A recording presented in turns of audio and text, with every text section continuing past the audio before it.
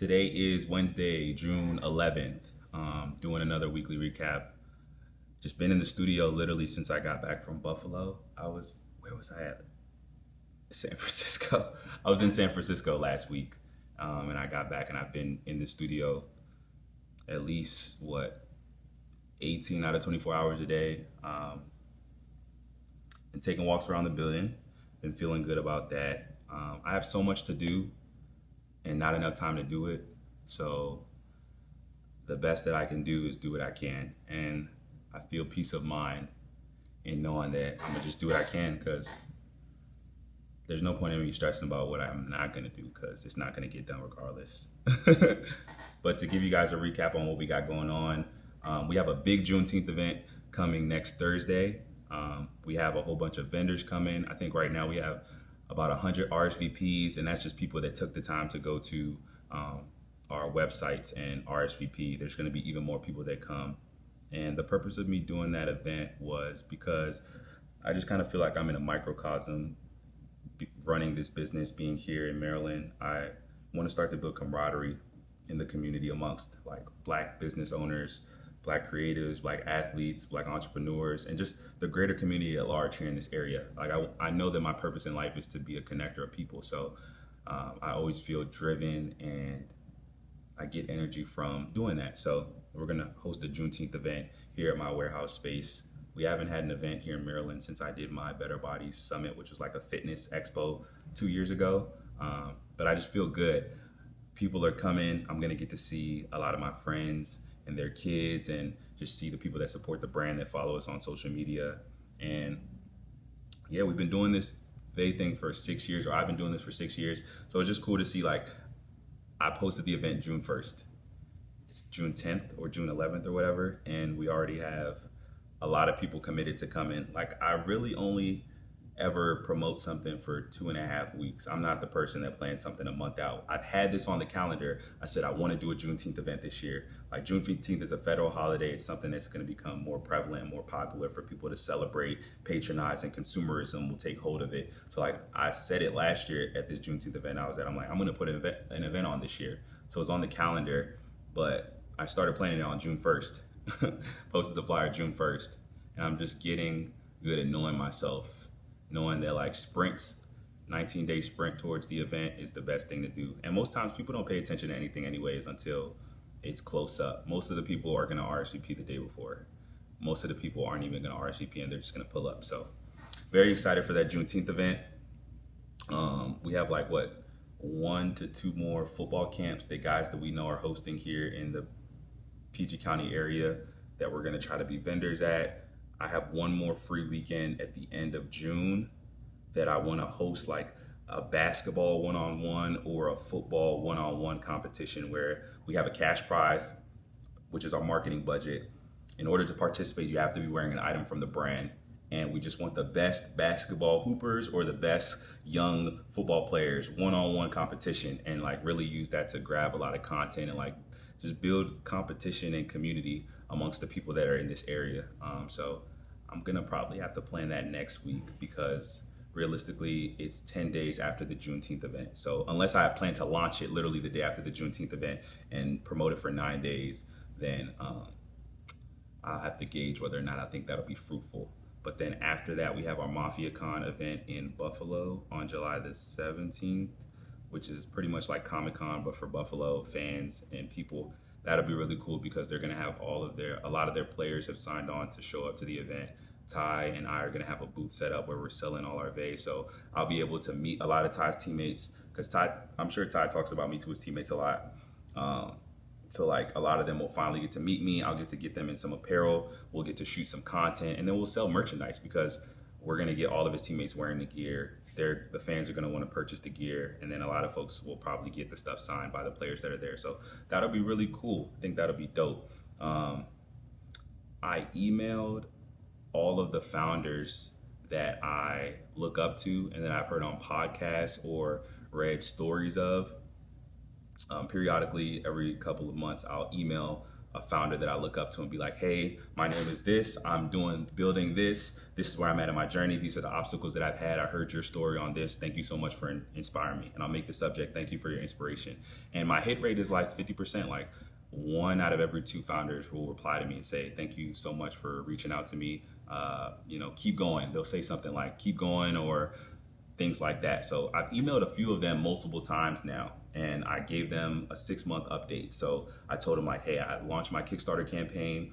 We hit our goal. I went to China, got all my merchandise shipped, handled tariffs, and then now I'm planning for the summer. I'm trying to improve the mistakes that I usually make in the fall and the winter where my cash flow disappears and then I'm in a bad spot. And I said that like I think that this year will be the year that I move out of my storage unit, warehouse, studio space. And bro, like 80% of the founders, I think only 2 of them didn't respond. Even to the point where one of the founders said, you are so inspiring. How can I help? With their phone number. Mind you, this founder is worth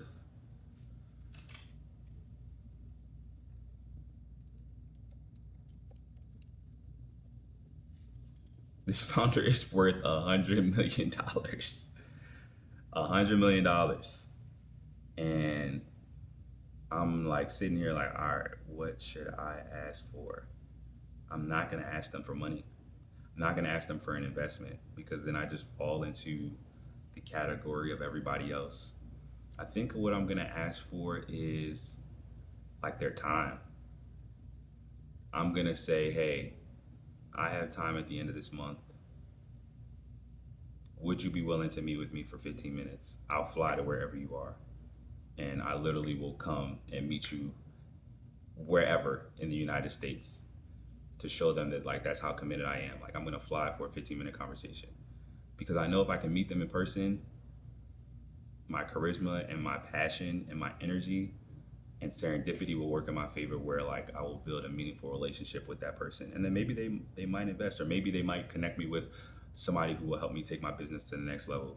So I think that's what my plan is gonna be. I'm like, hey, I don't really have a lot of mentors in my space. I'm kind of by myself because I really am. I don't really be having people that are more seasoned entrepreneurs that I can like talk to consistently. So I'm just gonna ask them if they can give me their time. So I'll keep y'all posted with how that goes. I'm gonna respond back to that email later today. So I gotta craft it and make it sound cool. Another big update. What else do we got on the pipeline? So Buffalo, New York. This is serendipity too. Buffalo, New York has this this thing called pretty much they have an incubator slash pitch competition every year. Where they give $1 million to 5 businesses for 5% equity. And you do an application, then they bring you on for the virtual pitch, and then you come in person for a competition against however many other founders and startups. And then if you win, you have to move your team to Buffalo, and you also get the investment money and you get access to that community. They just launched the application. I heard about them a few years ago because the founders of Squire, which is a haircut barbershop app, they did that. And I always made a note of it. And then Ty got signed to the Bills, and it was always in the back of my head.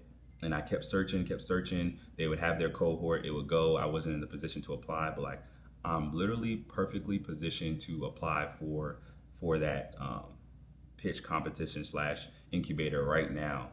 And I think me and Ty are gonna craft a really compelling like pitch deck slash story in order to like have a fighting chance in that space. Because to be honest, we're selling clothing, we're a consumer product. Like we don't stand a chance against the AI companies and the CRMs and the SaaS businesses and all these people that are doing really cool technical stuff. But I'm a really good storyteller, and Ty has the leverage of being one of the most well-known people comparatively in Buffalo because he plays the sport that everybody loves there. So I feel like if me and Ty work together to position it as that we're co-founders, we have this business that we started in Maryland, and we're really trying to build this brand into a brand for the people and for the community. And like, I don't know, we have to figure out what our unique value proposition is and like kind of frame it in a way where like we make it more grandiose than just selling clothes. So whether we're going into sustainable fabrics, which is bullshit most of the time, all these companies that say they're building sustainable fabrics are like, I don't know, we're gonna have to figure out, we're gonna have to make we're gonna have to tell a good story. I think we can at least make it to the semifinals of that. It'll be in season 2, so it might be a little bit difficult for us to pitch together, but I'm sure that the publicity that they would get for having an NFL athlete in Buffalo on competing as a startup, and the love that Ty would get in like building his personal brand, fuck me, I don't care about, I mean, I care about me, but like being able to position Ty in that spot to like get that spotlight, that's a lot of leverage. So I think that we're gonna cook that up. And I also think y'all heard it first. I ain't told nobody. A lot of the stuff that I tell y'all, I don't tell nobody else. We might be cooking up a official Buffalo Bills collaboration this year. I'm not going to say too much else, but I think that we have a good opportunity to get approved. And what's left is for us to figure out what the concept is going to be, what designs we're going to put out, and what our marketing plan is going to be. So a lot of cool things coming on the pipeline. I'm feeling pretty purposeful. I'm feeling motivated and inspired by my own work and the things that are working in my favor. And all that's left for me to do is just to keep trudging forward and stacking the days.